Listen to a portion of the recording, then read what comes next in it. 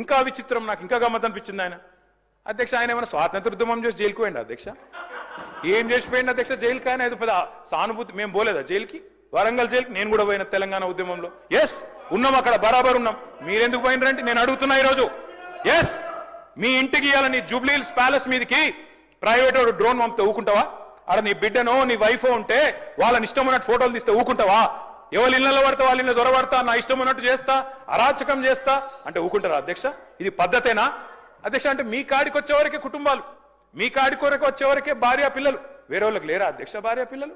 మీరు ఆనాడు ఇష్టం ఉన్నట్టు మాట్లాడినప్పుడు, లేని రంకులు అంటగట్టినప్పుడు, ఇష్టం ఉన్న సంబంధాలు మాట్లాడినప్పుడు ఆ రోజు లేవా నీతులు? చివరికి మా ఇంట్లో పిల్లల్ని కూడా తిట్టింది మీరు కాదా? ఆనాడు మా ఇంట్లో చిన్న చిన్న పిల్లల్ని పట్టుకొని, మైనర్ పిల్లల్ని పట్టుకొని బూతులు మాట్లాడింది మీరు కాదా? మీరేదో పెద్ద సానుభూతి కోసం మాట్లాడితే ఏం పని చేసిపోయినా మీరు జైలు. అయినా నేను అడుగుతున్నా ముఖ్యమంత్రి గారు, నేను అడుగుతున్నా అధ్యక్ష, జైలుకి ఎవరు పంపుతారు అధ్యక్ష? ప్రభుత్వాలు పంపుతాయా? కోర్టులు పంపుతాయి. కోర్టులో మీరు ఛాలెంజ్ చేసినారు, నన్ను రిమాండ్కి పంపొద్దు అని మీ లాయర్లు అడిగినారు. కోర్టు కాదు మీరు జైలుకే పోవాలని చెప్పింది. మేమేం చేస్తాం దానికి? రిమాండ్కు పంపేది మేం కాదు సార్, మీరు కాదు. ముఖ్యమంత్రి గారు హుంకరిస్తున్నారు. నేను అనుకుంటే అక్కడ ఎవరు మిగిలరు. నువ్వు ఏమనుకున్నా ఏం ఫరకు పడదు, నువ్వు ఏం చేసుకున్నా ఏం ఫరకు పడదు. నువ్వు అనుకుంటున్నావేమో పదవి శాశ్వతం, అధికారం శాశ్వతం. ఏది శాశ్వతం కాదు అధ్యక్ష. నేను కోరుతా ఉన్నా, ముఖ్యమంత్రికి అపరిమితమైన అధికారాలు ఉండవు. ముఖ్యమంత్రికి అపరిమితమైన అధికారాలు ఉండవు. ఎవరిని పడితే వారిని జైలుకు పంపే అధికారం ఉండదు, కోర్టులకు ఉంటది.